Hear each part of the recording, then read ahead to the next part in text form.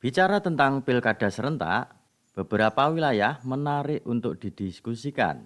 Salah satunya adalah Jawa Timur, di mana sang petahana yaitu Khofifah Indar Parawansa maju kembali dalam helatan pilkada serentak tahun 2024. Sebelum kita lanjutkan diskusinya, apakah beras masih aman rakyat? Sebelum koalisi PKB dan P3 terbentuk, Gerindra, Golkar, PAN, dan Demokrat telah sepakat kembali mencalonkan Khofifah. Sementara Nasdem, PKS, dan PSI belum menyampaikan sikap resmi terkait Pilgub Jatim. Berbeda saat Pilpres 2024, PDI Perjuangan dilaporkan juga akan merapat ke koalisi Khofifah. Khofifah, sang petahana, sampai hari ini masih mempunyai elektabilitas yang masih tinggi dan juga didukung oleh partai-partai besar. Tetapi meskipun demikian, tentunya Khofifah sebagai sang petahana tidak akan melenggang begitu saja tanpa perlawanan. Sampai hari ini Khofifah sudah mengantongi beberapa rekomendasi dari partai besar. Di antaranya adalah Golkar, Gerindra, Demokrat, dan juga PAN. Selain itu, ada sinyal juga dari PDI Perjuangan yang juga akan merekomendasikan atau merapat dengan Khofifah Indar Parawansa. Meskipun begitu, tentunya Khofifah tidak akan melenggang begitu saja.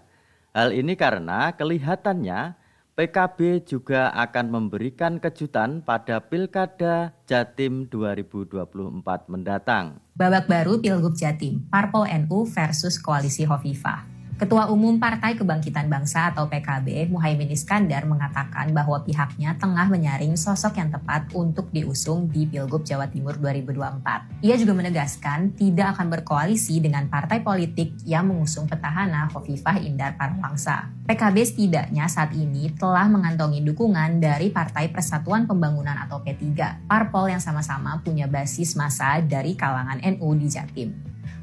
Meskipun Jatim merupakan kantong suara NU, mampukah PKB dan P3 menekuk Khofifah di Pilgub Jatim 2024? Dan kita tahu suara PKB ini tidak bisa diremehkan jika menyangkut Jawa Timur.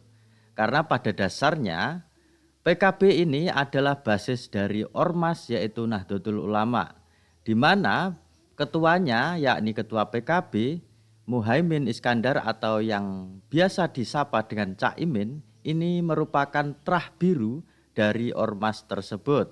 Hal ini diperkuat dengan suara PKB yaitu pendapatan kursi DPR RI di Jawa Timur mendapatkan 3 kursi dan juga didukung dari pendapatan kursi DPRD Jawa Timur, yakni PKB hari ini mendapatkan tambahan 3 kursi di kursi DPRD Provinsi. Yang belum kita tahu bahwa PKB ini akan menyiapkan kadernya. Apakah ini akan diisi oleh ketua PKB yaitu Muhaimin Iskandar atau Cak Imin, ataupun kader lain yang ditarik dan diusung oleh PKB. Tetapi kalau merujuk pada guyonan Cak Imin bahwa Cak Imin sebenarnya belum percaya pada kader dari internal PKB. Lah ini yang membuat agak aneh ya. Sampai detik ini saya belum tahu kader internal. Dan saya cenderung nggak percaya kader internal.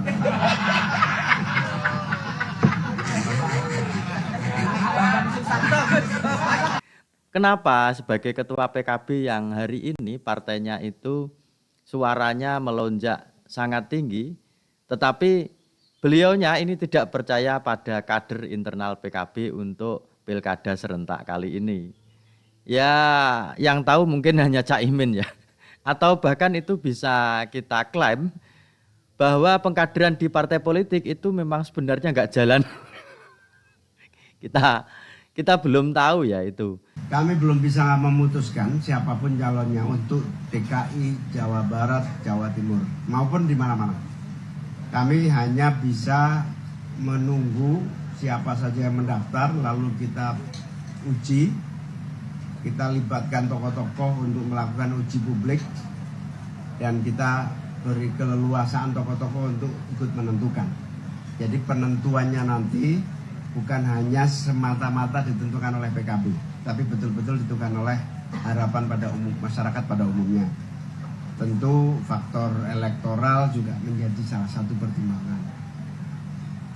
Sekali lagi saya tegaskan, tidak hanya faktor kader hanya salah satu pertimbangan. Sampai detik ini Sempat juga akhir-akhir ini menjadi bahan perbincangan para netizen, yaitu satu nama lagi di Pilkada Jawa Timur, yakni Tri Risma Maharini. Ya, nama Tri Risma Mahari ini merupakan salah satu tokoh politik yang sudah dikenal masyarakat, baik itu di provinsi, tingkatan provinsi Jawa Timur maupun tingkatan nasional. Tetapi apakah nanti PDIP juga akan berani mengusung sendiri dari nama yaitu Risma Tri Maharini ini? Pada dasarnya PDI Perjuangan meskipun kursinya di Jawa Timur ini turun, tetapi partai yang berlambangkan moncong putih itu masih memenuhi syarat untuk mengusung calon gubernur dan juga wakil gubernur. Baiklah rakyat, silakan utarakan pendapat Anda dan juga mungkin pilihan Anda ke depan di Pilgub Jatim dalam Pilkada serentak tahun 2024 mendatang.